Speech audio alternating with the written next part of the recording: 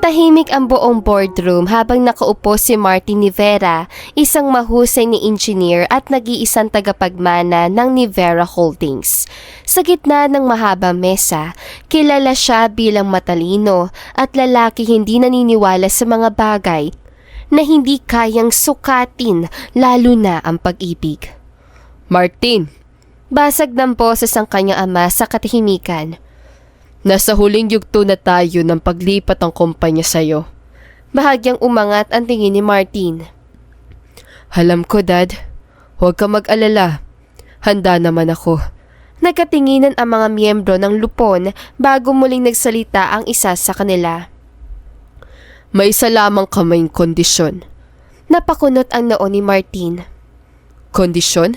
Tumikim ang kanyang ina. Kailangan mo nang mag-asawa.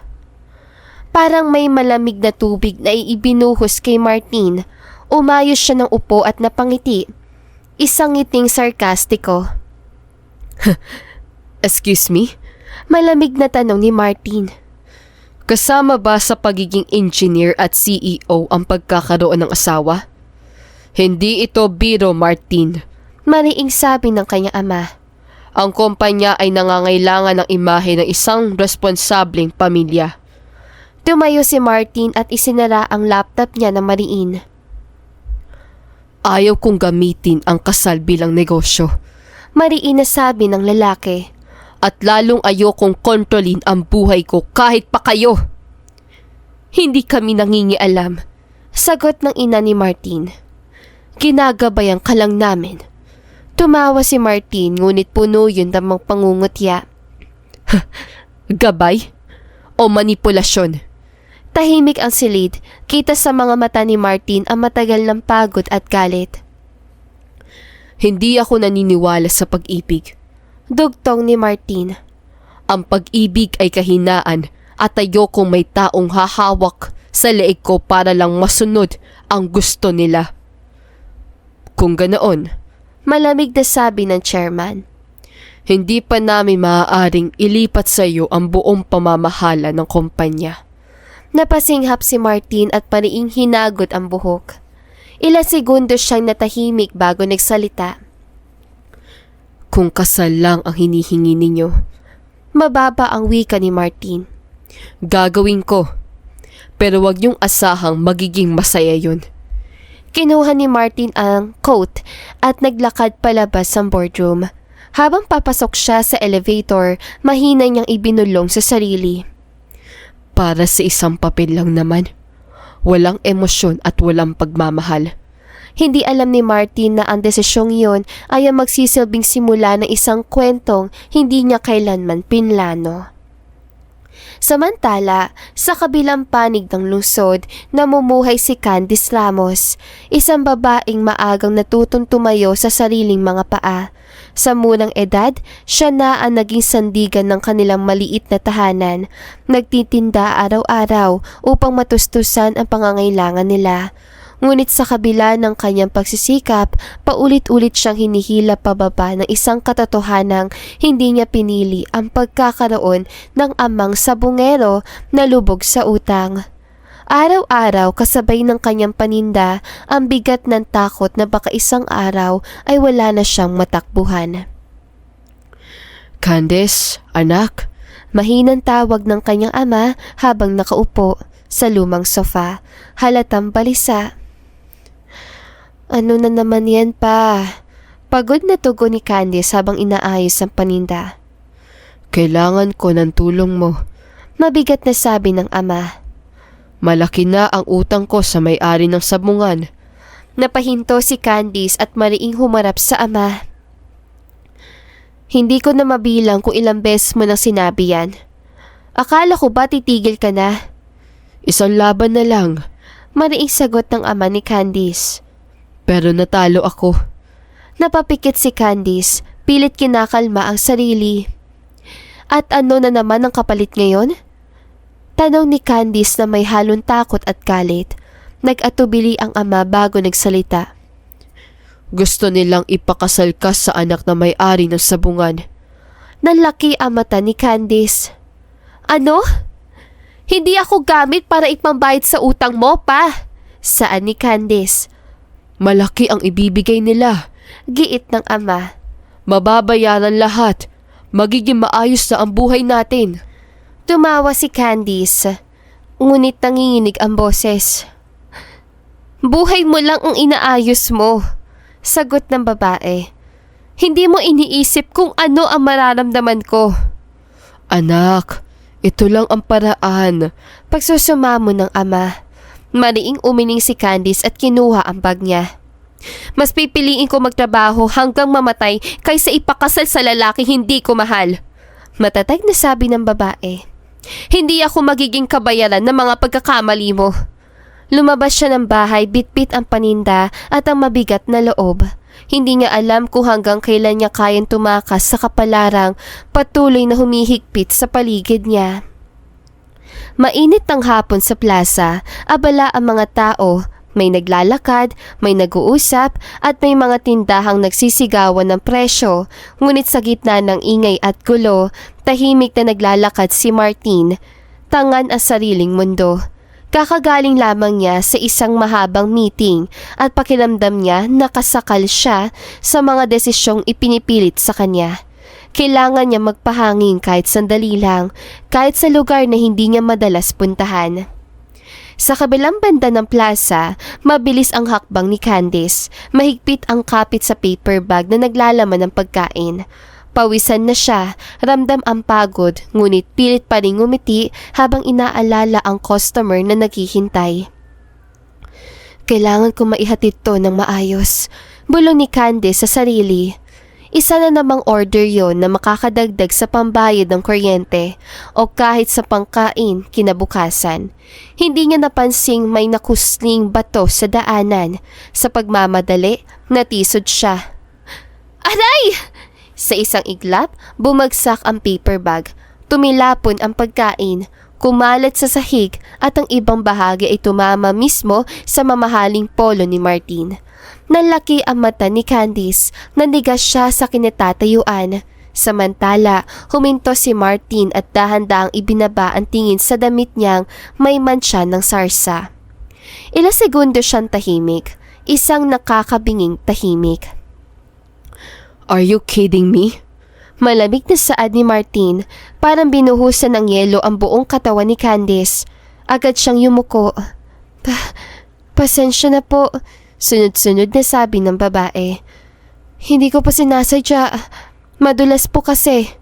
Tingin mo sapat na ang sorry para dito? Putol ni Martin, bahagyang itinaas ang boses. Alam mo ba kung magkano to? Napatitig si Candice sa sahig sa mga pagkaing hindi na niya maihahatid. Ramdam niya ang pamumuo ng luha pero pinigilan niya.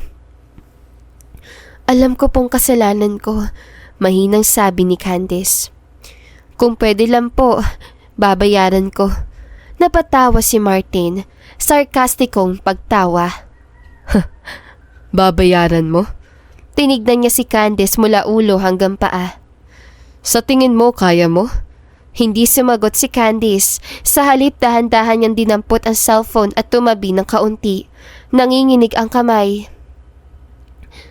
Hello po. Mahinang wika ni Candice sa kabilang linya. Pasensya na po. Hindi ko na po maihahatid ang order. Natapan po kasi ang pagkain. Tumango-tango siya habang nakikinig kahit masakit sa dibdib. Opo, naiintindihan ko po. Pasensya na po ulit. Ibinaba niya ang tawag at mariing kinagat ang lapi. Lumapit siya kay Martin at yumuko muli. Sir, mahinahong sabi ni Candice. Wala na po ako maide-deliver. Pero babayaran ko po kayo kahit hulugan kung kinakailangan. Tinignan siya ni Martin sa unang pagkakataon, hindi bilang istorbo, kundi bilang isang taong may bitbit na bigat na pinagdaanan. Napansin ni Martin ang namumulang mata nito, ang nanginginig na kamay at ang panindang nakalatag sa sahig na tila sumisimbolo ng isang araw na nasira. Relax. Bigla sabi ni Martin na tila ba may naisip. Hindi pera ang problema ko. Napatingala si Candice at nagulat. Po? Lumapit si Martin ng isang hakbang, masyadong malapit. Sa hindi niya namamalayan, hinapit ni Martin ang bewang ni Candice. Pinipigilan itong umatras. Napasinghap si Candice at napako sa kinatatayuan. Diretsyong nakatingin sa mga mata ng lalaki hindi niya kilala. Ano pangalan mo? Tanong ni Martin nang mababa ang boses. Candice po. Pautal na sagot ni Candice. Bakit po? Saglit na tumitig si Martin para may binubuong desisyon sa isip. Gusto mo bang kumita na malaking pera? Diretso niyang tanong. Nalaki ang mata ni Candice. Ano pong ibig sabihin? Magpakasal ka sa akin. Malamig ngunit malinaw na sabi ni Martin. Parang huminto ang mundo, hindi makapaniwala si Candice. Ha? Napabulala si Candice. Sir, hindi po nakakatawa yan. Hindi ako nagbibiro. Sagot ni Martin. Isang kasal, isang kontrata, at babayaran na kita. Mariing umiling si Candice at pilit kumawala sa hawak nito. Hindi po ako ganun. Matatag niya sabi kahit nanginginig. Hindi po ako nabibili. Binitawan siya ni Martin pero hindi inalis ang tingin. Hindi ka rin mukhang may maraming pagpipilian. Dugtong ni Martin. Kanina pa kita pinapanood. Yung tawag mo, yung pagkain na yan. Natigila si Candice. Hindi niyo po alam ang pinagdadaanan ko. Mariin na sagot ng babae. Hindi. Sagot ni Martin. Pero alam ko na pareho tayo may kailangan. Tahimik sila sandali. Tanging ingay ng plaza ang saksi. Unti-unti na pagtanto ni Candice ang bigat ng alok, isang bagay na dapat niyang pagtawanan, pero sa halip ay kinatatakutan niyang pag-isipan. Pag-iisipan ko, mahinang sabi ni Candice bago yumuko at pulutin ang natitirang gamit. Kunin mo. Kontak ko yan. Tawagan mo lang kapag nakapagdesisyon ka na. Mahinang sabi ni Martin habang iniaabot ang maliit na card. Napatingin si Candice sa kanya. Sige, titignan ko. Mahinang bulong ni Candice habang hawak ang card at iniisip kung dapat ba siyang tumawag o hindi. Si Candice ay nakatayo sa harap ng bahay, hawak ang kanyang bag habang abala ang anak ng may-ari na sabungan. Si Carlo, sa pag-aayos ng gamit niya at paglalagay nito sa kotse. Kitang-kita ni Candice ang katiyakan sa kilos ng lalaki, parang ang lahat ay nakalaan na at siya ay walang kalayaan. Alam na rin ng ama ni Candice ang plano sa halip na ipagtanggol ang anak. Siya pa ang tumutulong at nag-aayos ng gamit ni Candice. Halatang pumanig sa bisita dahil sa utang. Candice, pumunta ka na dito at makisama ka. Utos ng ama ni Candice habang pinagmamasdan ng pag-aayos ng binata. Tumango si Candice, ngunit ramdam niya ang pag-ikting ng dibdib. Hindi ko kaya manahimik sa ganitong paraan. Bulong sa sarili ng babae. Lumapit si Carlo at ngumiti. May halong kayabangan. Huwag ka mag-alala, Candice, at aalagaan kita hanggat nasa tabi mo ko. Sabi ni Carlos, parang utos ang bawat salita. Salamat sa alok mo. Sagot ni Candice, may sarkastikong ngiti. Talaga bang aalagaan mo ko? O mas gusto mo lang makontrol? Napatingin ng ama niya, nagalit ang bahagya. Candice, igalang mo ang bisita! Ngunit hindi yun sapat para itigil ni Candice ang pagiging sarkastiko tungkol kay Carlo. Sa biglang galit ng ama ni Candice, nilapitan niya si Candice mula sa likuran at sinakal ang leeg sabay banta. Kung hindi ka makikinig, malalaman mo kung paano ko hinahawakan ang mga pasaway. Saad ng ama ni Candice. Huminga ng malalim si Candice, nanginginig sa takot at galit. Hayaan mo ko! Mariin niya sigaw.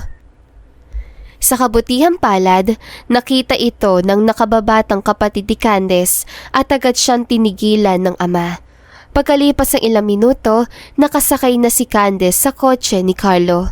Ang lalaki ay nakaupo ng komportable, halatang mataas ang kumpiyansa sa sarili at mayabang, habang si Candice ay pilit na nag-iisip ng paraan na makatakas. Alam mo, Candice, mas mabuti kung matututo ka na sumunod. Sambit ni Carlo, halatang iniinsulto ang kakayahan ng babae. Hindi lahat ng tao ay may pagkakataong pumili. Tulad mo. Huminga ng malalim si Candice habang pinipilit panatilihing kalmado ang sarili. Hindi ako basta-basta. Bulong ni Candice sa sarili. Kahit gaano kayabang, may paraan ako para makawala. Habang umaandar ang kotse, napansin ni Candice ang kalangitan sa labas. Tila paalala ng kalayaan na gusto niya makamtan. Sa isang mabilis sa galaw, iniisip niyang, kung makakahanap ako ng pagkakataon, tatakas ako. Nasa isip na sambit ni Candice. Sa parehong oras, si Carlo ay naglabas ng isang tablet at nagsimulang ipakita ang plano ng negosyo at ilang dokumento. Kung susunod ka sa akin, magiging maayos ang buhay mo at mas maganda ang kinabukasan ng pamilya mo. Sabay ngiti, halatang ipinapakita ang kanyang kontrol. Dito nagpa siya si Candice. Habang abala si Carlo sa pagpapaliwanag, maghahanap siya ng maiksing pagkakataon para bumaba sa kotse at tumakas. Pinisil niya ang bag niya na mahigpit, hinanap ang pinto na may maliit na puwang at tinitigan ng paligid para sa anumang pagkakataon na ligtas siyang makakawala. Hindi ako magiging kabayaran sa utan ng ama ko. Hindi ako ipapadala sa gusto ng iba. Bulong niya sa sarili habang lumalakas ang tibok ng puso. Mabuti na lang at huminto sila sa isang maliit na gusali sa tabi ng kalsada. Dito ipapakita ni Carlo ang dokumento sa isang inyero para sa kanyang bagong ipapatayong sabungan. Habang abala ang lalaki sa pagpapaliwanag ng plano, hindi mapigilan ni Candice ang paghinga ng mabilis at mabilis sa tumingin sa paligid. Ramdam niya ang bawat segundo. Ang pagkakataon na makakatakas ay nasa kanya mga kamay. Dahan-dahan siyang bumangon mula sa upuan, pilit hindi nakikita ni Carlo. Habang nakatutok ang lalaki sa inhenyero, dahan-dahan binuksan ni Candice ang pinto ng sasakyan at tumakbo palabas. Labis ang kaba ng kanyang naramdaman. Pagkalabas, dali-dali siyang tumakbo sa madilim na kalsada, iniwas ang mga ilaw na streetlight hanggang sa makarating siya sa isang maliit na parke. Huminga siya ng malalim, ramdam niya ang pawis sa palad at hinahanap ang maliit na bag. Agad niyang naalala ang contact card ng lalaki, binuksan niya ang cellphone at sinubukan tawagan ang numero. Habang nanginginig ang mga kamay, tumunog ang telepono ngunit walang sagot. Ikauna, ikalawa, ikatlong tawag, walang sagot. Napaiyak si Candice dahil ramdam niya na unti-unti siya napapalibutan ng dilim. Ang mga ilaw ng parke ay malabo at kakaunti lang ang dumadaan na tao. Kaya ramdam niya ang pangungulila at takot. Nang ika-4 na tawag, bigla sumagot ang kabilang linya. Who the hell is this? Mariin tanong ng lalaki sa kabilang dulo. Humahagulhol si Candice, nanginginig at humihinga ng malalim. Ako ito. Pumapayag na ako. Nandito ako sa parke kung saan una tayo nakita. Shh! Huminga ka muna. Sagot ng lalaki, halatang nakikinig sa takot at pangamba sa boses ng babae. Saan ka ngayon?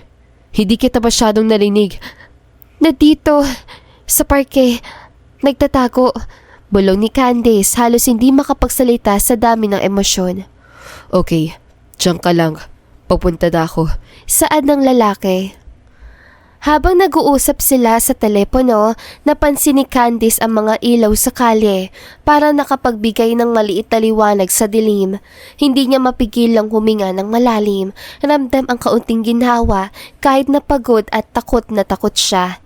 Hindi nagtagal, isang kotse ang dumaan sa gilid ng parke. Huminto ito malapit sa kanya at mula sa loob, nakilala niya ang lalaki na nagbigay ng card. Nakatingin siya sa bintana, ramdam ang kaligtasan at ginhawa na unti-unti ay pumapasok. Dito ka lang. Huwag kang gagalaw. Sigaw ng lalaki mula sa kotse. Huminga si Candice ng malalim. Iniisip ko paano siya makakapagsalita at makakagawa ng susunod na hakbang ng ligtas. Ang takot ay nandoon pa rin.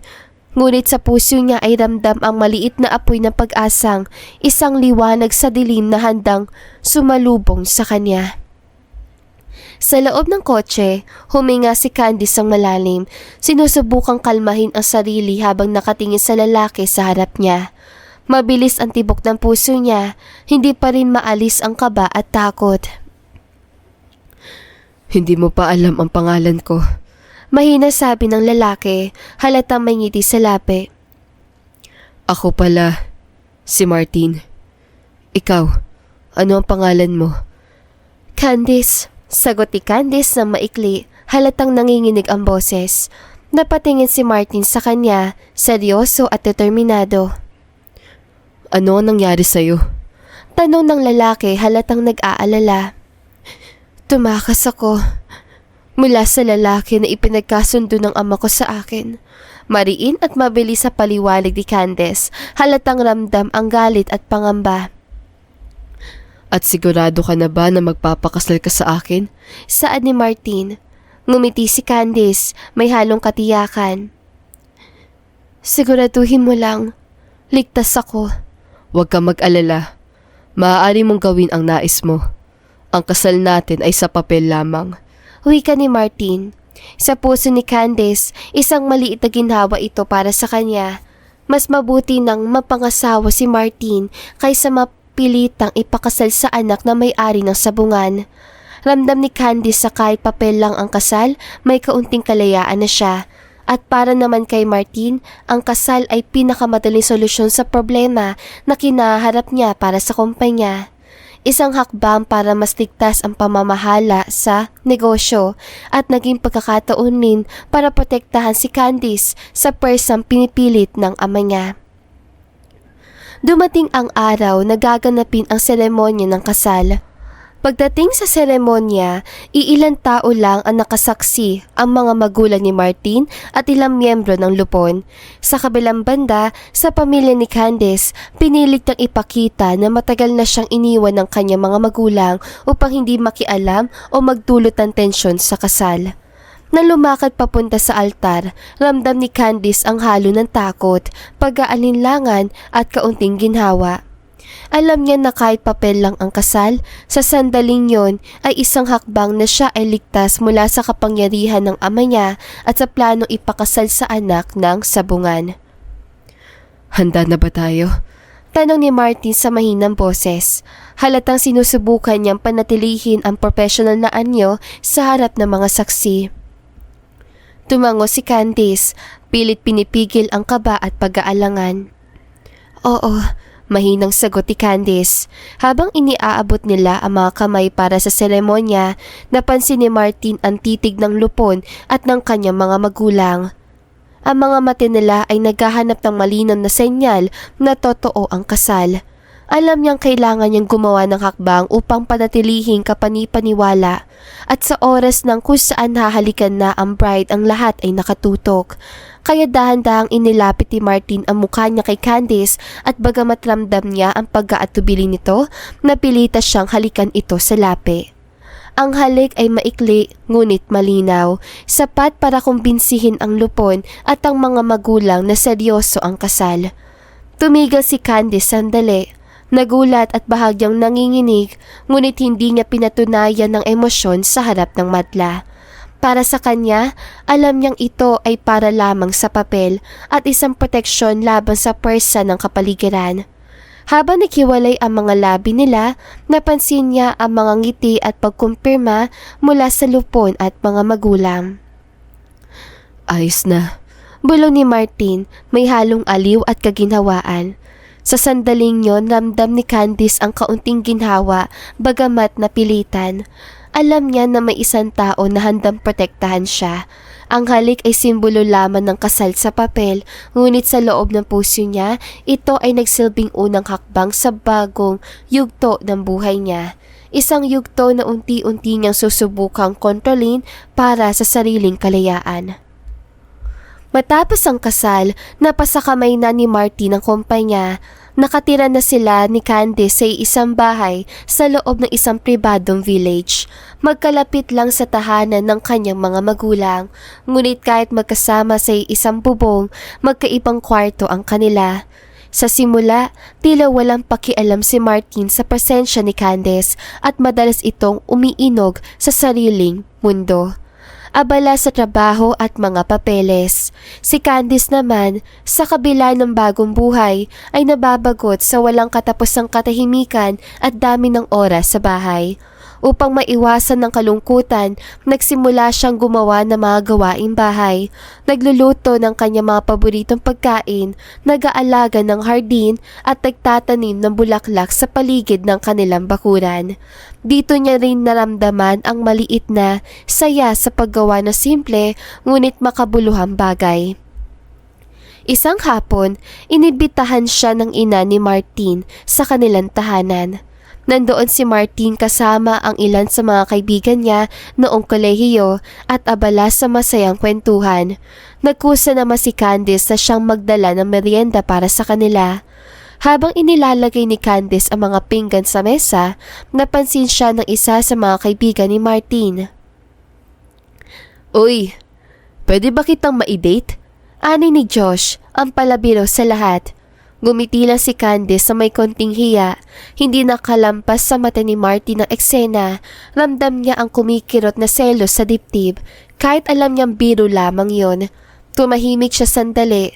Pinipigil ang damdamin. Ngunit hindi niya maiwasang mapamangha at magduda sa bawat kilo si Candice sa paligid ng ibang lalaki. Lumapit si Martin kay Candice.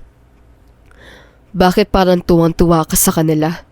Nakasimangot na tanong ni Martin sa babae. Ngumiti si Candice, ngunit may halong pagmamalikot sa mata. Wala naman. Huwag mo nang paniwalaan yun. Alam mo naman pala biro yung kaibigan mo. Ngunit ramdam ni Martin ang malalim na selos sa bawat ngiti at tawa ni Candice. Sa loob ng kanyang dibdib, isang maliit na apoy ng proteksyon at pag-aalala ang nagsimulang lumaganap. Alam niyang hindi siya dapat maging kontrolado, ngunit ang dami ng emosyon na nararamdaman niya para kay Candice at unti-unting lumalakas. Habang nagpapatuloy ang kasiyahan ng mga kaibigan, pinilit ni Martin na mapanatili ang profesionalismo sa harap ng mga kasama. Ngunit sa likod ng mga mata niya, hindi niya maiwasang mapansin ang bawat kilos at ngiti ni Candice. Dahil nababagot si Candice sa bahay, naisipan niyang dalhan ng pananghalian si Martin sa opisina. Pagdating ni Candice sa opisina dala ang pagkain, nakita niya si Martin na kausap ang isang babae. Napansin niya agad ang ngiti ni Martin, perpektong maayos at maganda. Ramdam ni Candice ang bahagyang kirot sa dibdib niya, pero pinilit niyang huminga ng malalim. Lumapit ang babae at may halong kuryosidad at birong tinanong. Excuse me? Sino ka naman? Wika ng babae. Mahina naman sumagot si Candice. Utusan lang po ng ina ni Martin, kaya nagdala ko ng pagkain. Pinilit niyang magmukhang kalbado kahit nanginginig sa loob at dali-dali siyang tumalikod pa uwi na. Hinabol naman siya ni Martin, dinala siya sa loob ng opisina at pilit ipinasabay kumain sa isang maliit na meeting table. Pilit na pinanatili ni Martin ang profesionalismo, ngunit ramdam ang intensyon sa bawat kilos niya. Nasaan na yung babae mo? Tanong ni Candice, halatang nagsiselos. Hindi siya tinignan ni Martin sa una, pero mahinang ngumiti. Hindi ko siya babae ko. Sabi ni Martin. Pagkatapos sa ilang sandali, pumasok naman ang isa pang babae. Halatang may intensyon na pakialaman ang sitwasyon. Tumayo siya ng mabilis at tumingin kay Martin. Ngunit mabilis sa kumilos si Martin, pinakilala niya ang babae sa opisina. Alam mo na, asawa ko na siya. Halatang mariin at may protection sa boses. Dahil dito, pinulupot ni Martin ang kamay kay Candice sa bewang nito. Kaya napaupo si Candice sa kandungan ng lalaki. Nagulat siya at nanginginig sa init ng aksyon habang ang babae ay galit at nagdadabog. Nagkatitigan sina Martin at Candice. Sa isang dali, bigla nilang naramdaman ng init, isang halo ng tensyon, emosyon at kakaibang koneksyon na hindi nila inaasahan.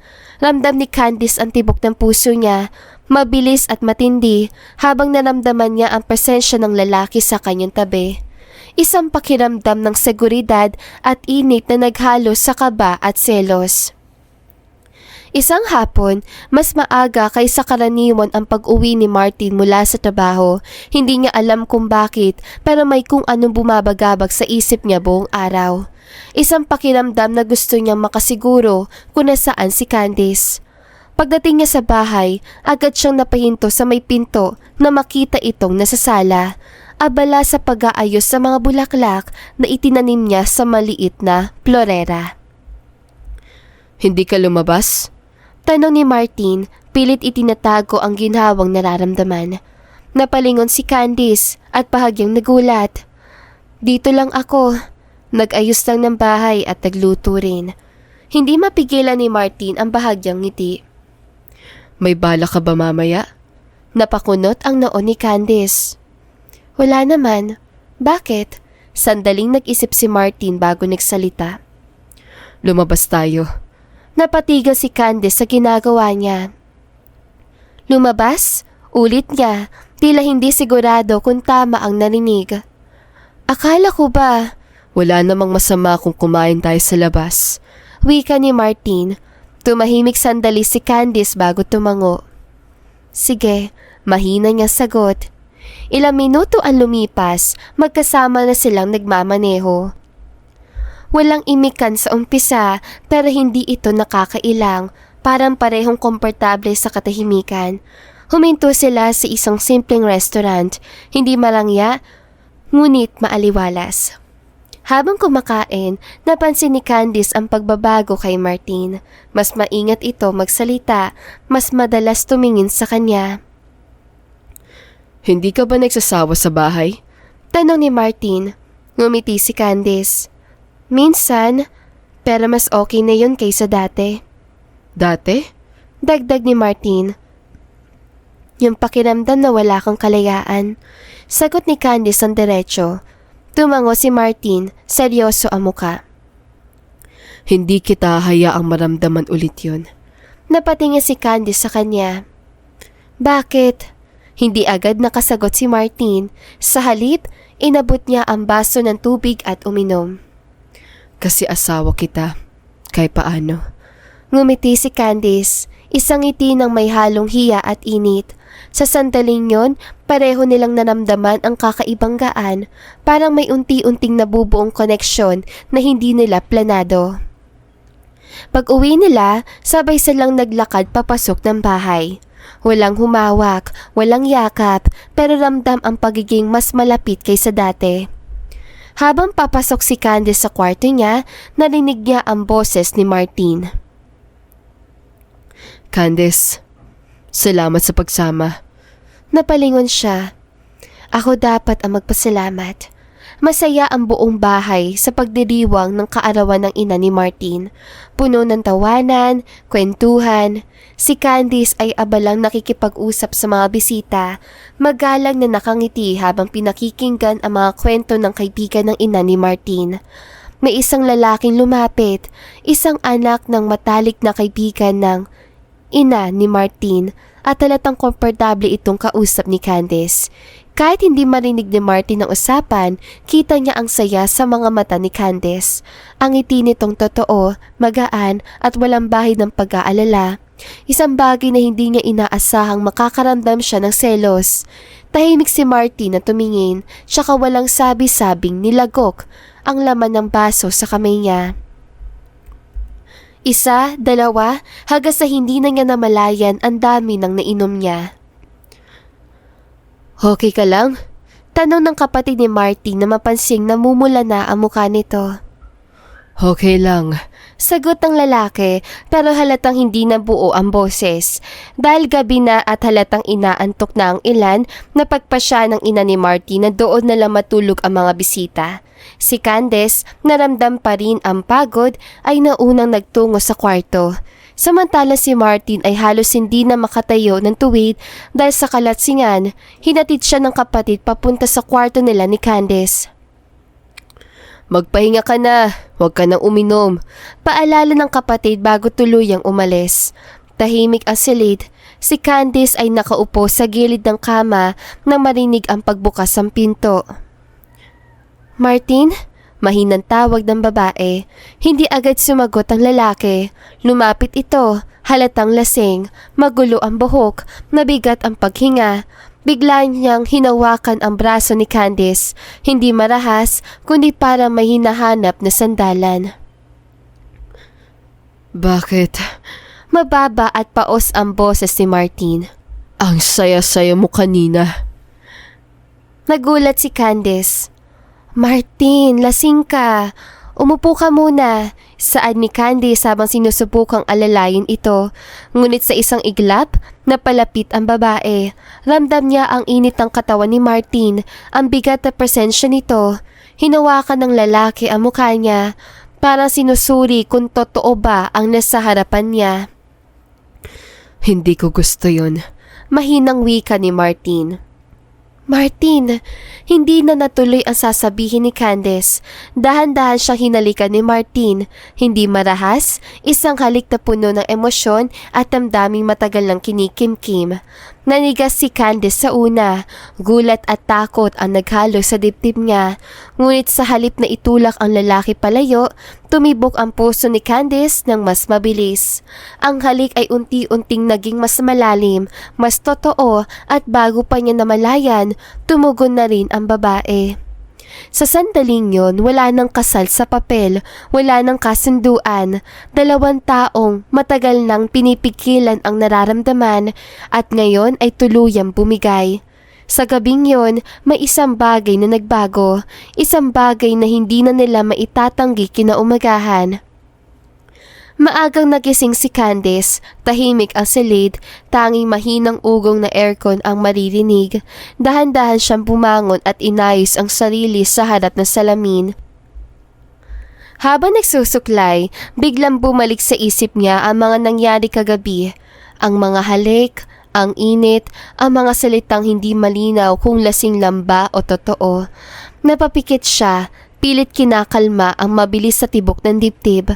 Nang marinig ni Candice ang pagbukas ng pinto ng banyo, napalingon siya. Lumabas si Martin, kagagaling lang maligo. Nakatapis pa ang tuwalya sa pang-iba pa. Basang-basa ang buhok nito at malinaw nakita ang pang-itaas sa katawan ng lalaki. Napalunok si Candice at mabilis sa iniwas ang tingin, ramdam ang pamumula ng pisngi. Good morning. Sabi ni Martin bahagyang paos ang boses. Good morning. Sagot ni Candice, pilit pinatatag ang tono. Sandaling katahimikan ang namagitan sa kanila.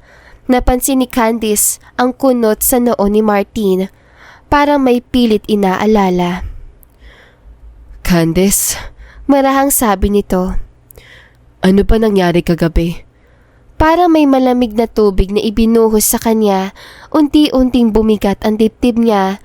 Wala siyang naalala. Napahigpit ang hawak niya sa suklay. Ha? Pilit ni Candice na tanong kahit alam na niya ang ibig sabihin. Naalala ko lang. Nalasing ako. Dugtong ni Martin. Tapos wala na. May masama bang nangyari? Napayuko si Candice. Sa sandaling yon may kung anong nabasag sa loob niya, isang pag-asang hindi naman niya dapat binuo. Huminga siya ng malalim bago nagsalita. Wala, mabilis na saad ni Candice. Nalasing ka lang. Nagsuka ka pa nga kagabi. Talaga? Tanong ni Martin halatang nag-aalala. Pasensya na kung nakaabala ako. Okay lang. Sagot ni Candice may pilit ng ngiti. Tumango si Martin at nagsimulang magbihis, tila tinanggap ang paliwanag ng babae. Habang pinapanood siya ni Candice, ramdam niya ang kilot sa dibdib, hindi dahil sa nangyari, kundi dahil sa wala itong maalala. Ano bang inasahan ko? Tanong ni Candice sa sarili. Kasal lang kami sa papel. Tinapos niya ang pagsusuklay at tumayo ng tuwid. Pinili niyang ibaon ang damdaming umuuspong. Piniling gawing ilusyon lang ang lahat. Habang palabas siya ng silid, mahina niyang ibinulong sa sarili. Hanggang dito na lang to, Candice. Huwag kang umasa. Hindi niya alam na kahit wala sa alaala ni Martin ang gabing yon, may naiwan namang bakas sa puso nilang dalawa. Isang simula na mas komplikadong damdamin. Simula noon, sinadya ni Candice ilayo ang sarili kay Martin. Mas maaga siyang natutulog, mas tahimik, kumilos, at iniiwasan ang mga sandaling magkasama sila. Napansin naman yun ni Martin. Isang gabi, nadatnan niya si Candice sa kusina. Tahimik na naguhugas ang pinggan. Dati nagkukwentuhan sila roon, may ngiti at biruan. Ngayon, tanging tunog ng tumatamang tubig ang namamagitan sa kanila. Candice, Tawag ni Martin, maingat ang boses. Hindi siya nilingon ng babae. May kailangan ka ba? Malabig na sagot ng babae. Napakunot ang noo ni Martin. Lumapit siya. may nagawa ba akong mali? Huminto si Candice sa paghuhugas, tsaka marahang umiling. Wala. Pagod lang ako. Ngunit hindi kumbinsido si Martin. Kita niya ang pagbabago, ang distansya, ang pag-iwas sa tingin, ang pilit na pagiging formal. Kinabukasan, sinadya ni Martin umuwi ng mas maaga. Umaasang maaabutan siya, ngunit sarado na ang pinto ng kwarto ni Candice.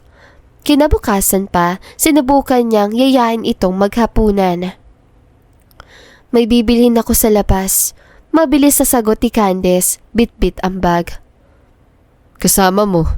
Tanong ni Martin, hindi mapigilan ang kaba. Mag-isa. Sagot nito pero hindi siya tumingin.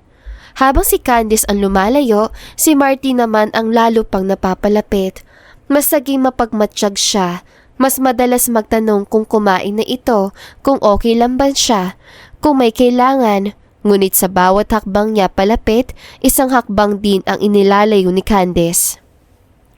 Isang gabi, hindi na nakatiis si Martin.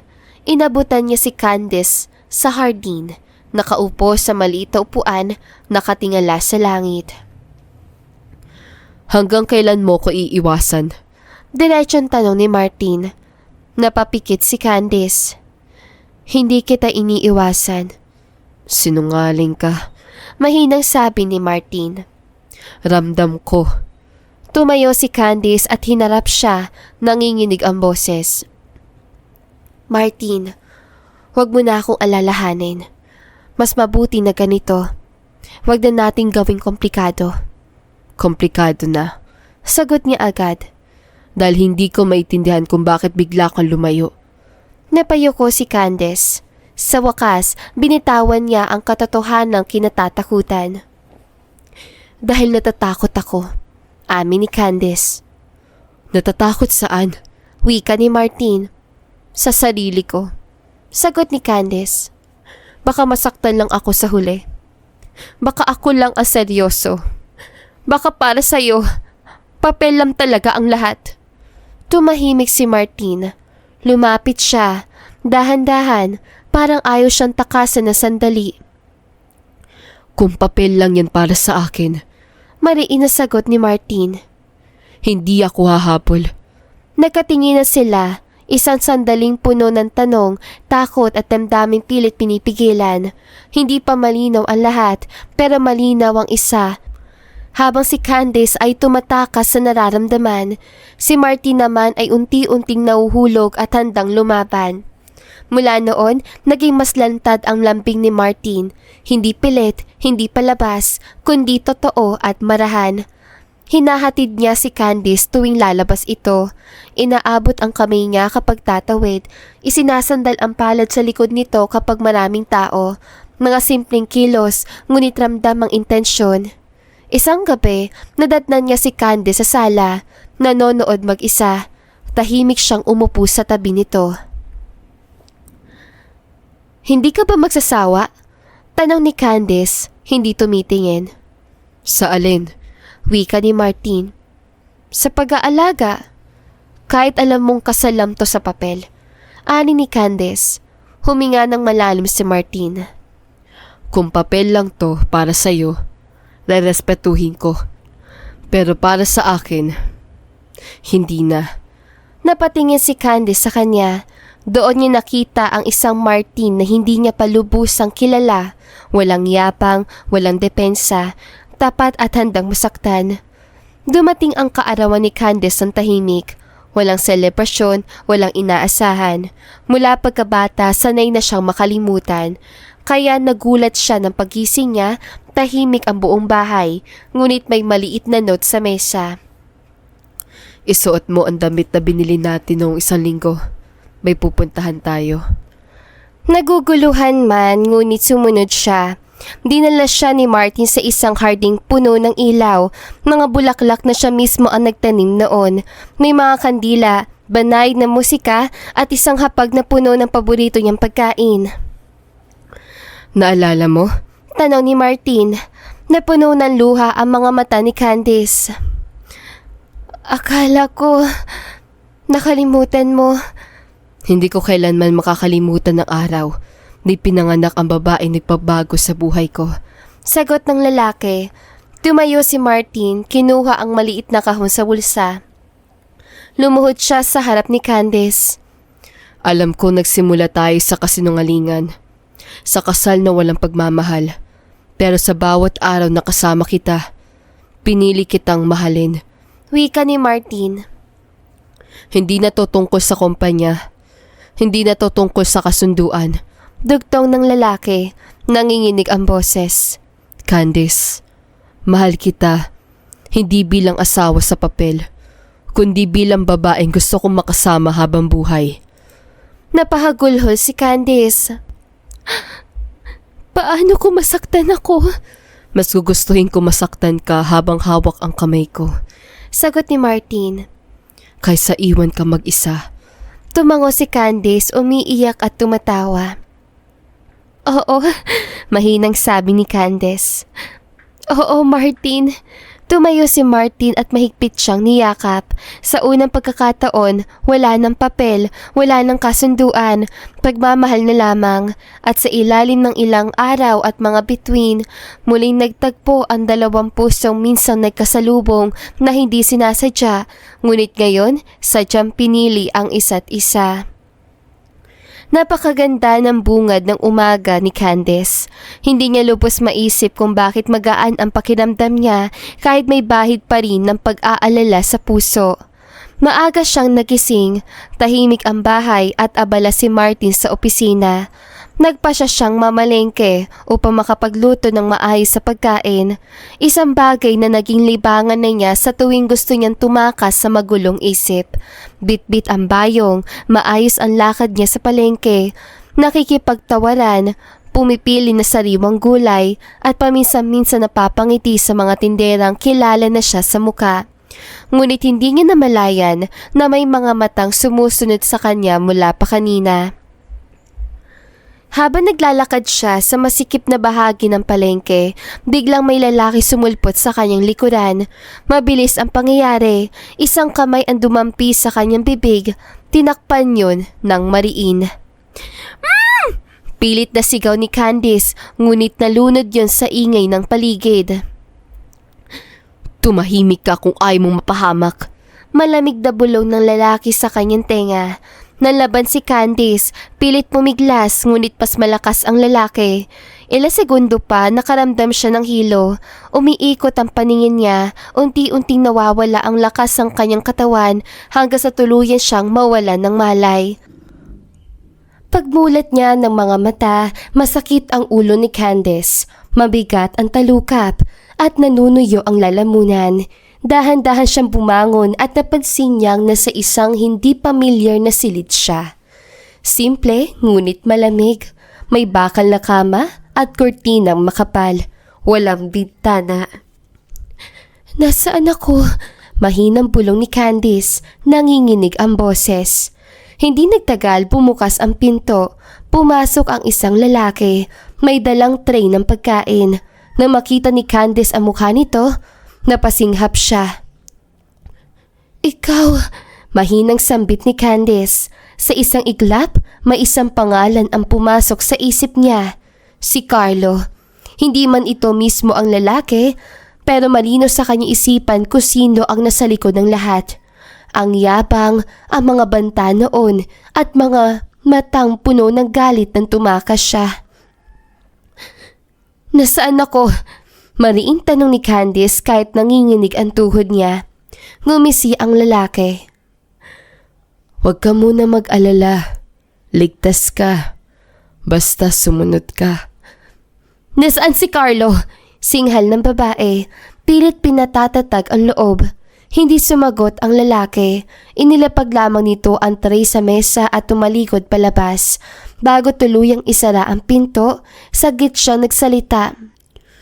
May mga desisyon kang tinakasan. Ngayon, hahabulin ka na ng mga yon. Wika ng lalaki. Nang tuluyang maisara ang pinto, napaupo si Candice sa kama. Mahigpit niyang niyakap ang sarili, nangingilid ang luha. Si Carlo, bulong niya, nanginginig ang labi. Alam kong ikaw ang may gawa nito. Sa kauna-una ang pagkakataon, matapos ikasal si Candice, isang matinding takot ang bumalot sa kanya. Hindi lang para sa sarili niya, kundi sa posibilidad na madamay ang lalaking pilit niyang nilalayuan, ngunit unti-unti na pala niyang minamahal. Samantala, hindi mapakali si Martin mula pa nang magising siya ng umagang iyon. Karaniwan ay naririnig na niya ang kaluskos sa kusina, ang paghahanda ni Candice ng almusal o ang mahinang tunog ng radyo habang nag-aayos siya. Ngunit gayon, tahimik ang buong bahay. Candice? Tawag niya habang pababa ng hagdan. Walang sumagot. Napatingin si Martin sa orasan. Alas 9 na karaniwan ay nasa bahay na si Candice sa ganitong oras kung namalengke man. Lumabas siya ng bahay. Tinignan ang garahe. Wala ang sasakyan. Napabuntong hininga siya. Pilit pinapakalma ang sarili. Baka nagtagal lang. Bulong ni Martin. Ngunit lumipas ang 1 oras. 2, 3. Hindi pa rin umuuwi si Candice. Hindi rin sumasagot ang cellphone nito. Doon na nagsimulang bumigat ang dibdib ni Martin. Hindi na siya nag-atubiling pumunta sa palengke. Pagdating niya roon, agad niyang tinanong ang mga tinderang pamilyar na kay Candice. Nanginginig ang boses niya habang nagtatanong. May nakita po ba kayong babaeng ganito ang itsura? Madalas po siyang mamili rito. Wika ni Martin. Nagkatinginan ang 2 tinderang babae bago nagsalita ang isa. Bakas ang kaba sa muka. Sir, may nangyari po kanina. Nakita ko po doon sa medyo madilim na sulok. Nalamig ang buong katawan ni Martin. Ano? Mariin niyang tanong. May lalaking biglang lumapit sa kanya. Parang tinakpan ang bibig niya. Tapos sinila papunta sa isang van. Mabilis lang po, sir. Akala ko mag-asawa. Ani na tindera. Parang gumuho ang mundo ni Martin sa narinig. Anong klaseng van? Halos pabulong niyang tanong. Nanginginig na ang paa. Puti po. Walang plaka sa likod. Mabilis umalis eh. Napakuyom ang kamao ni Martin. Dito nawala si Candice. Dito mismo siya dinukot. Sinisi niya ang sarili kung bakit hinayaan niya mag-isa, kung bakit hindi siya sumama. Agad niyang kinuha ang cellphone at tumawag. Hanapin niyo si Candice. Malamig ngunit puno ng galit ang boses niya sa kausap. Gamitin ninyo lahat ng connection ko. CCTV, pulis, kahit anong paraan. Buhay ang kapalit kapag may nangyari sa asawa ko. Sa loob-loob niya, iisa lang ang pumasok sa isip niya, ang lalaki na iniyakan ni Candice dahil sa pilit itong pagpapakasal. Kung ikaw ang may gawa nito, mariin na bulong ni Martin sa sarili. Hindi kita patatawarin. Habang papalayo siya sa palengke, mas lalong tumitipay ang isang katotohanan sa kanya. Hindi na lang kasal sa papel si Candice para sa kanya. Gising ka na pala. Nanigas ang buong katawan ni Candice sa boses na iyon. Unti-unting lumitaw sa dilim ang isang lalaki may ngising puno ng yapang. Si Carlo. Ikaw. Halos pabulong na saan ni Candice, nangingilid ang luha sa mga mata. Ikaw ang may gawa nito. Tumawa si Carlo, mabagal at may halong pangungutya. Matalino ka rin pala, Candice. Akala ko ba nakatakas ka na?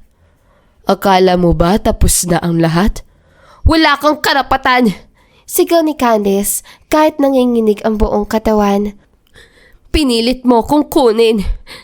Tumakas ako dahil ayoko maging laruan ninyo.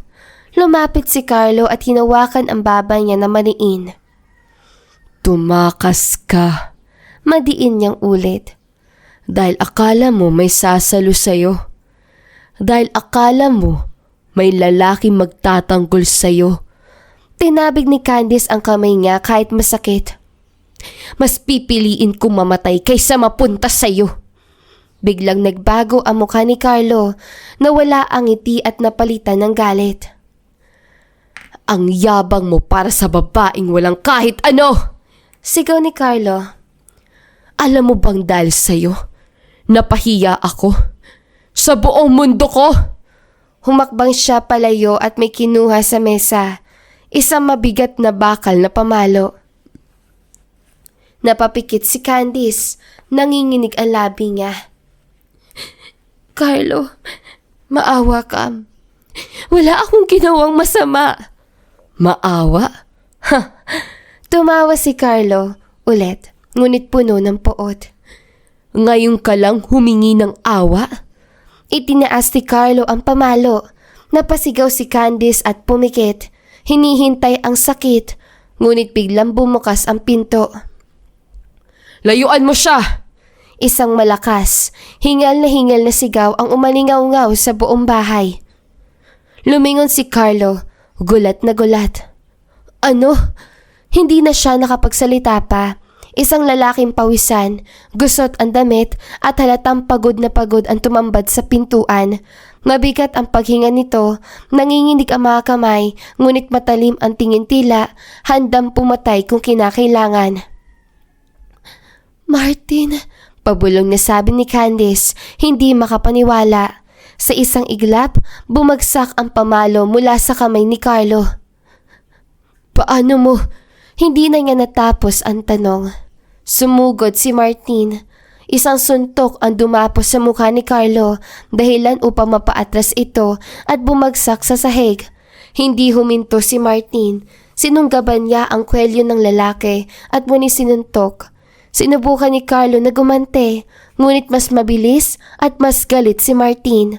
Isang tulak, isang suntok at tuluyang napahandusay ang lalaki. Kapag inulit mo pa to. Malamig ngunit nanginginig sa galit na sabi ni Martin habang hawak ang leeg ni Carlo. Ako mismo ang sisira sa'yo. Walang sabungan, walang pangalan, walang buhay. Pinakawalan niya ito at agad tumakbo papunta kay Candice. Candice! Marahan na tawag ni Martin. Nanginginig ang kamay habang tinatanggal ang tali. Tapos na. Nandito na ako. Pagkawala ng tali, tuluyan nang bumigay ang tuhod ni Candice. Ngunit agad siyang sinalo ni Martin. Mahigpit ang yakap. Parang ayaw na siyang pakawalan kailanman. Akala ko... Humahagulhol na saan ni Candice.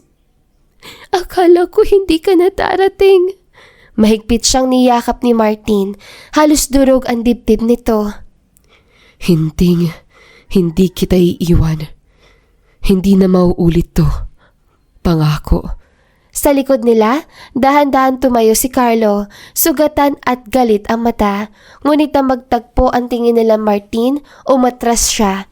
Agad na hinuli si Carlo sa mga kapulisan. Hinila ni Martin si Candice palabas ng bahay, patungo sa liwanag, patungo sa kaligtasan, at sa gabing yon, tuluyan na nagbago ang lahat. Hindi na ito kasal sa papel lamang. Ito na ay laban para sa pag-ibig, para sa proteksyon at para sa buhay ng babaeng hindi na niya kailanman bibitawan. Pagdating nila sa bahay, tahimik ang paligid.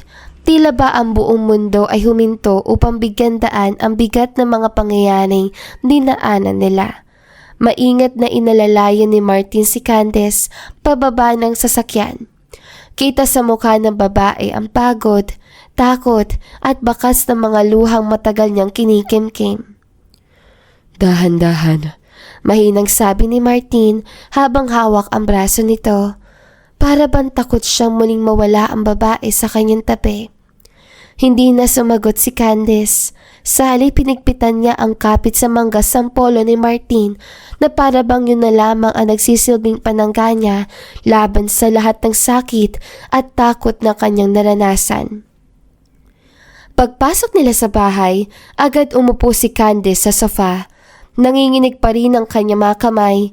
Si Martin naman ay hindi mapakali, paikot-ikot, panay ang silip sa babae. Tila ba gusto niyang tiyakin sa bawat segundo na naroon pa rin ito, naligtas, na hindi isang bangungot ang lahat. Hindi nagtagal, dumating ang mga magulang ni Martin. Halata sa muka ang ina nito ang labis sa pag-aalala. Agad siyang lumapit kay Candace at hinawakan ang mga kamay nito. Anak, salamat sa Diyos at tigtas ka. Nanginginig na wika ng ginang. Pasensya na kung napahama ka dahil sa amin. Doon na tuluyang bumigay si Candace. Yumuko siya at umiyak na malakas. Parang batang matagal nang pinigil ang luha. Mahigpit siyang niyakap ng ina ni Martin habang si Martin ay nakatayo sa tabi, pinipigilan ang sariling emosyon.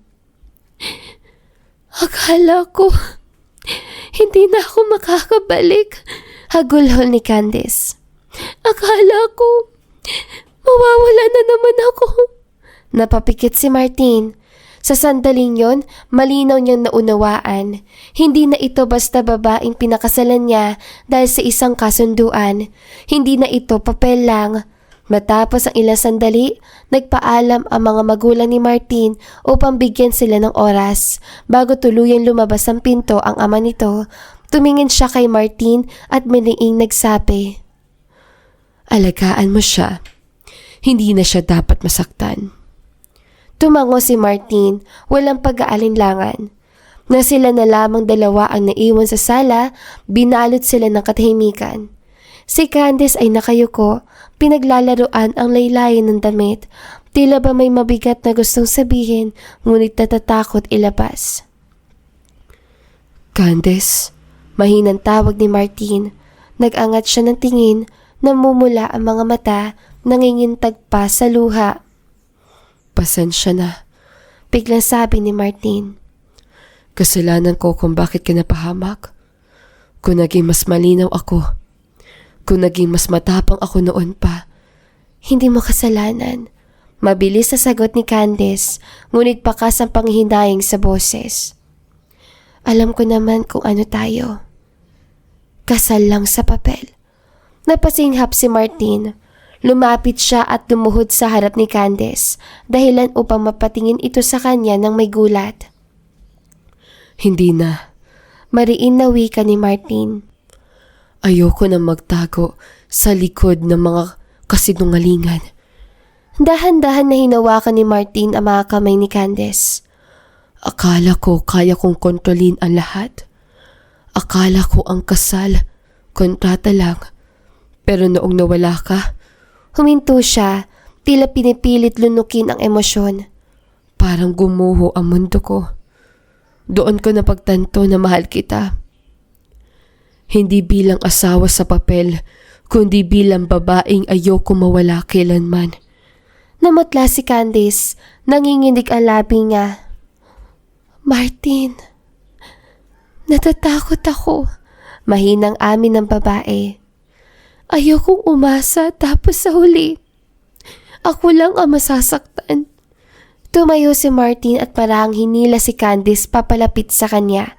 Isang mahigpit na yakap ang sumunod sa yakap na puno ng pangakong matagal nang ipinagkait. Hindi na ako tatakbo, bulong ni Martin sa tenga niya. Ako na ang hahawak sa iyo. Ako na ang mananatili.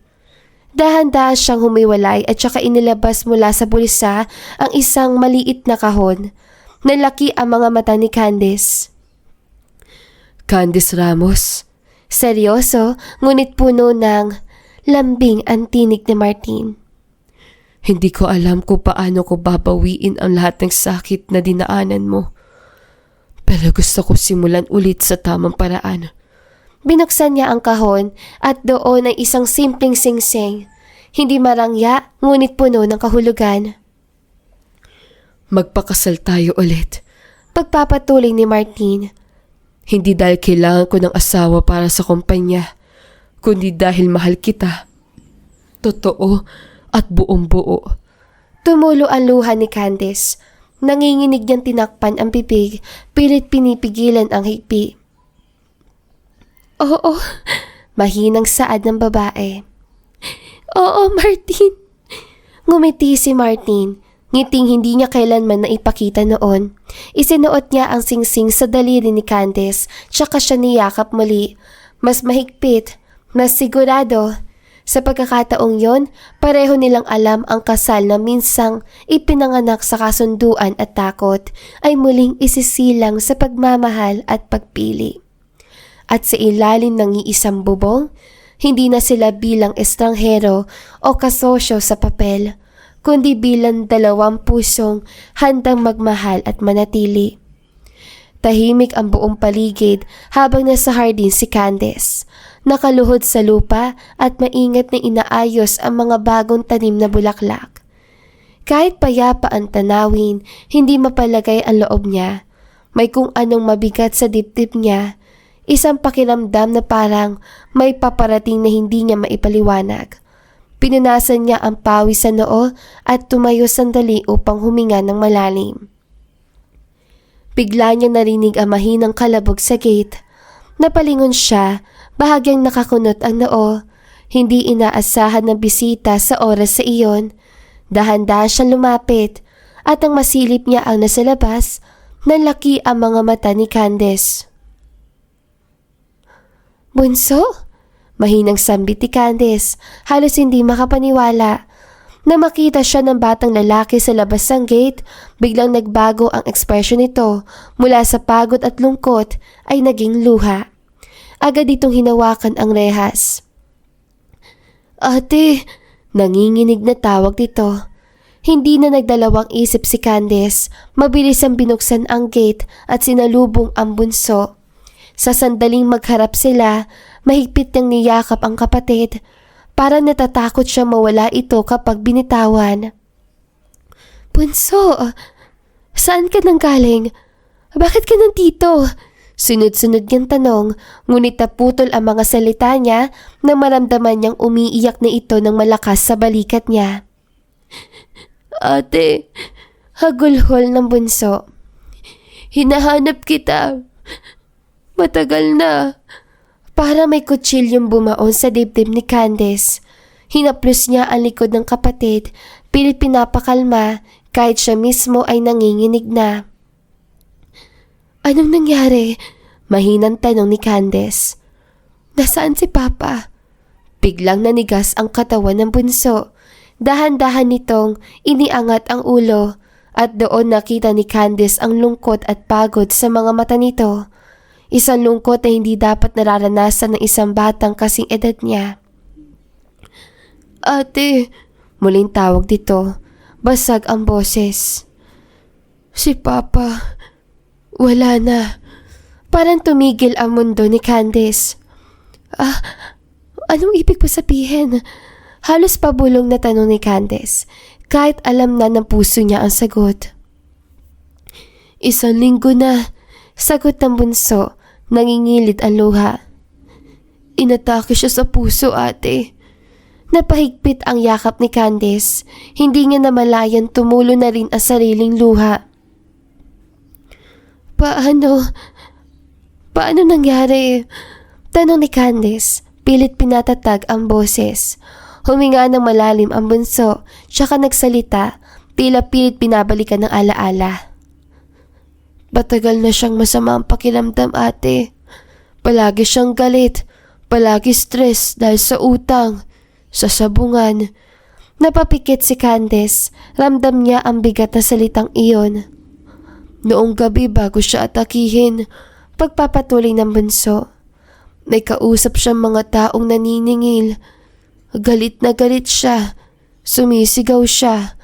Nang mawasak ng gamit tapos bigla na lang siyang napahawak sa dibdib niya. Napasinghap si Candice. Tinakbo namin siya sa ospital. Dagdag ng bunso.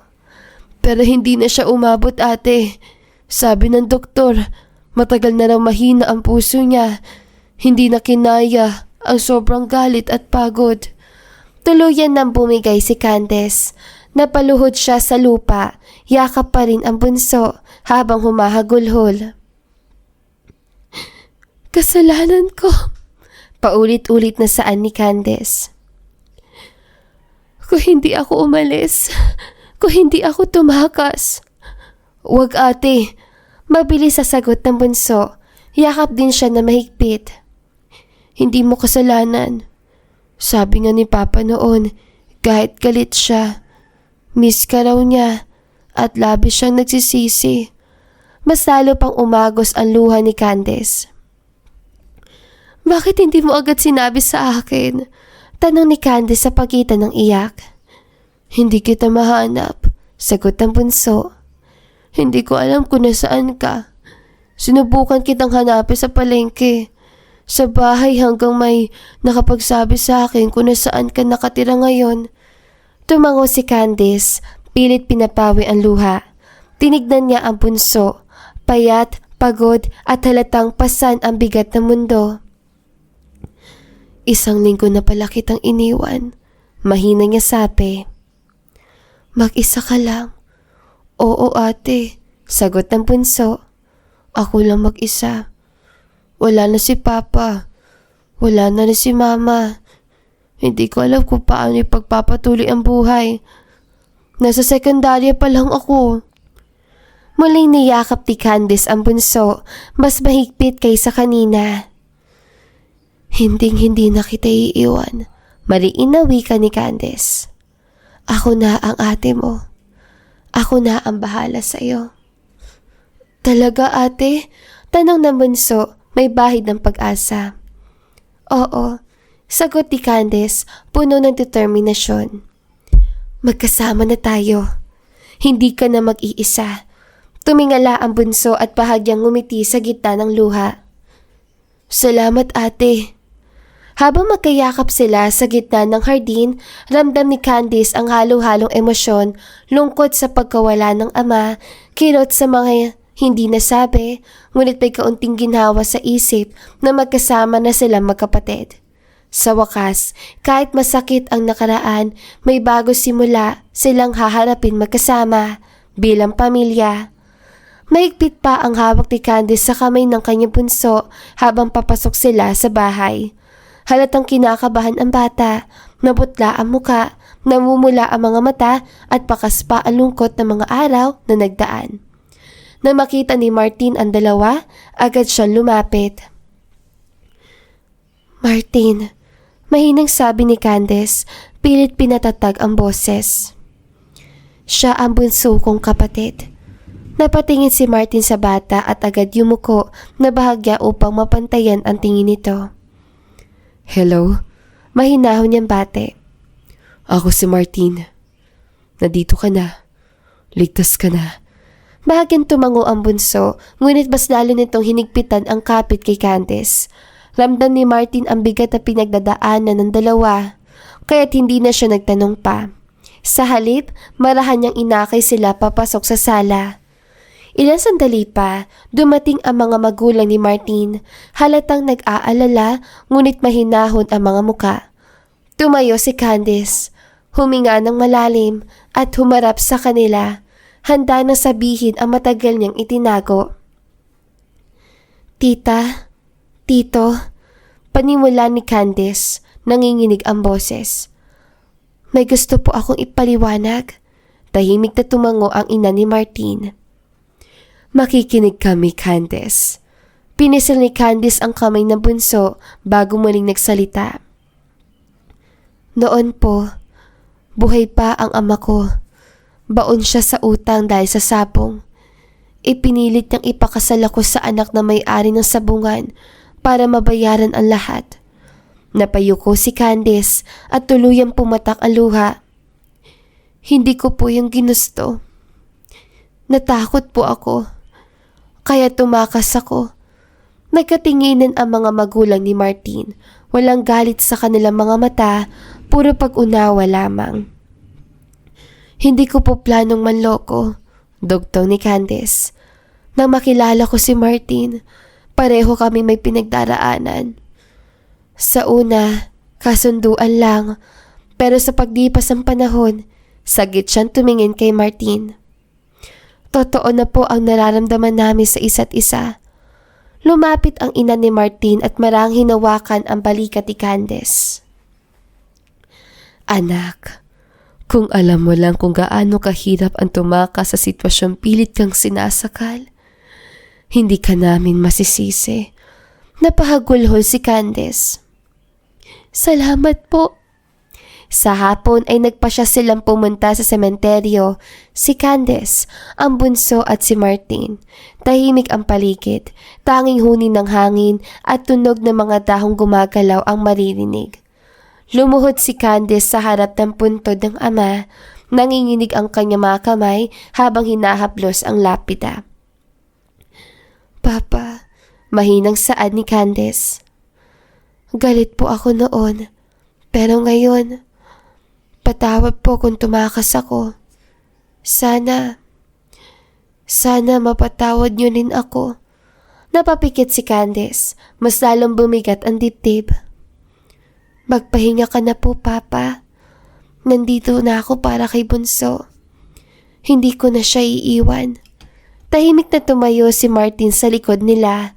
Inilapag ang kamay sa balikat ni Candice, isang simpleng haplos ngunit puno ng pangako.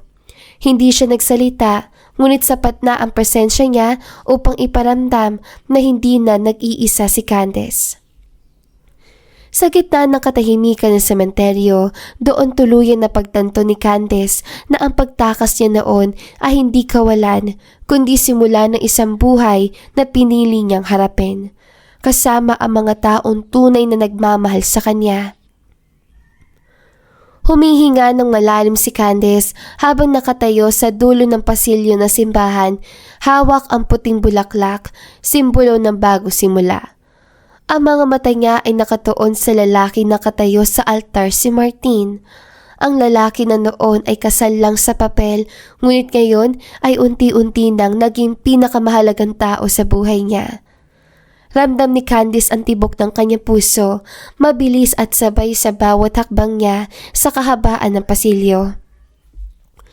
Habang naglalakad, naramdaman niya ang malamig na simoy ng hangin sa paligid, ngunit ramdam din niya ang init ng damdamin sa loob. Ang mga mata ni Martin ay nakatuon kay Candice. May halong pag-aalala, pagmamahal at tuwa. Sa bawat hakbang ng babae, mas lumalalim ang koneksyon nila, mas tumitindi ang damdaming hindi na nila kayang itago. Ang ganda mo, Candice.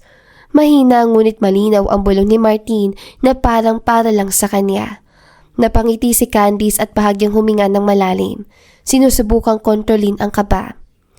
Pagdating niya sa altar, niyakap siya ni Martin na mahigpit. Handa ka na ba? Tanong ng lalaki, halatang seryoso ngunit may liwanag ng tuwa sa mga mata.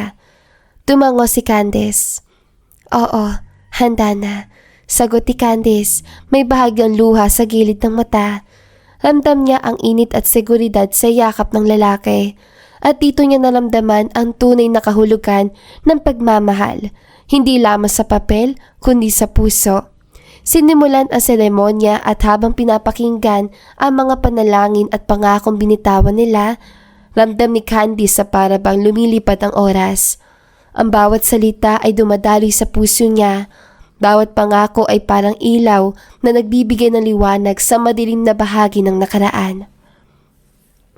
Martin, pinipili kita sa hirap at ginhawa, sa sakit at ligaya. Wika ni Candice, halatang pinipigilan ng emosyon. Candice, pipiliin din kita araw-araw habang buhay. Sagot ni Martin, halatang puno ng damdamin at katapatan. Matapos ang seremonya, naglakad silang magkasama sa pasilyo ng mano-mano. Hawak ang kamay ng isa't isa. Ang mga mata ng mga bisita ay puno ng tuwa, ngunit sa kanilang dalawa, naramdaman nila ang isang mundo na para lang sa kanila. Isang mundo ng bagong simula. Sa reception, nagpalita sila ng mga ngiti at halakhak. Si Candice ay masaya, ngunit hindi mawawala ang kaba. Ramdam ang bigat ng mga nakaraang pangyayari, ngunit kasama si Martin. Unti-unti niyang naiiwan ang lahat ng takot at pangamba. Nagtawa na sila sa mga simpleng laro at kwentuhan kasama ang mga bisita. At sa bawat sandali, ramdam ni Candice na ang lalaki noon ay papel lang sa kasal, ngayon ay tunay na kasama sa kanyang buhay.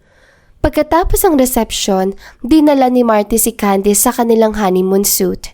Ang kwarto ay simple ngunit eleganting inayos, puno ng bulaklak at kandila. Napangiti si Candice, ramdam ang kaunting kaba ngunit mas malakas ang damdaming kaligayahan.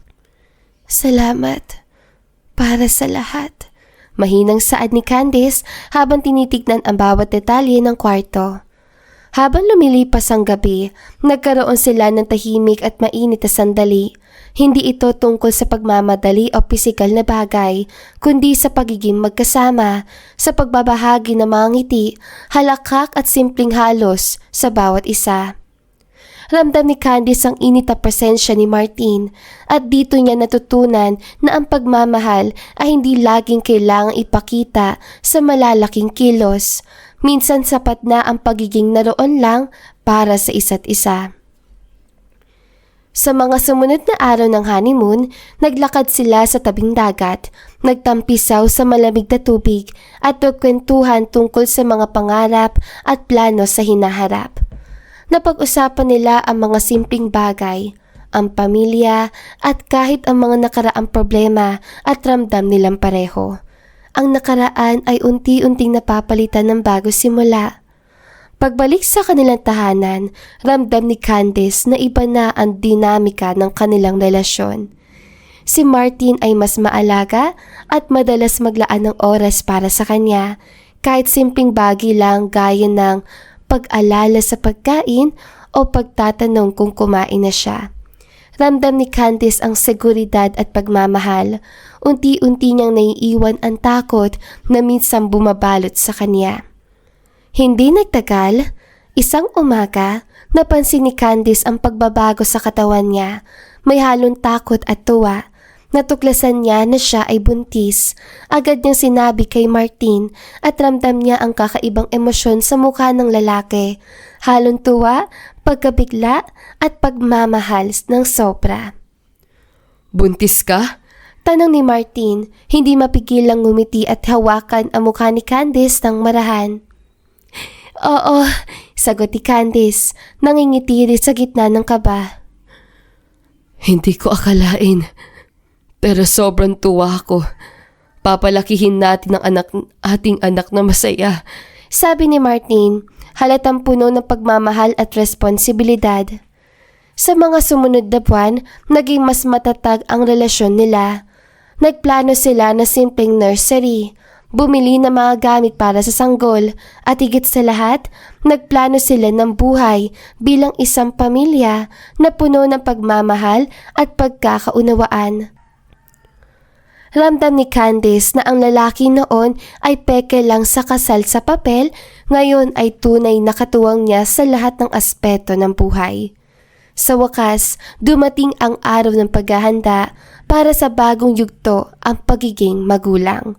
Ramdam ni Candice ang ligaya sa kanyang puso. Alam niya sa bawat hakbang, kasama niya si Martin. Hindi lang bilang asawa sa papel, kundi bilang taong tunay na minamahal niya at handang protektahan sa lahat ng oras.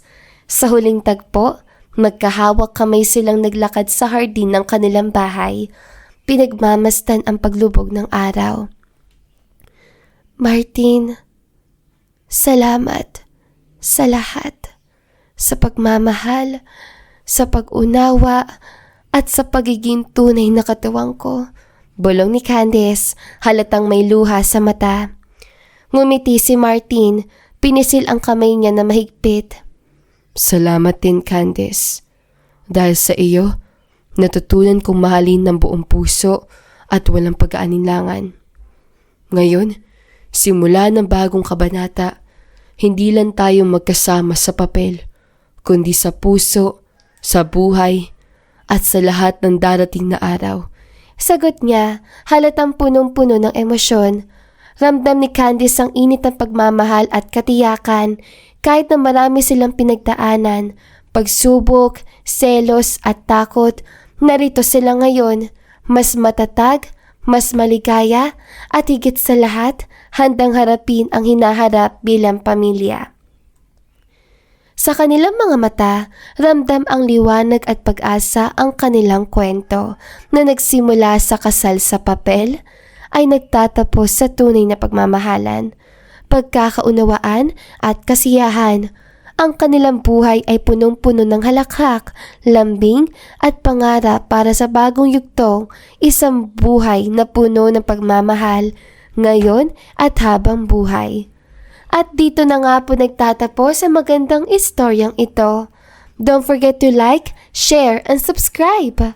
Hanggang sa muli, paalam! Malayo ka man, mahal, lagi mo tandaan. Hindi magbabago, pag-ibig ko'y sa'yo lamang.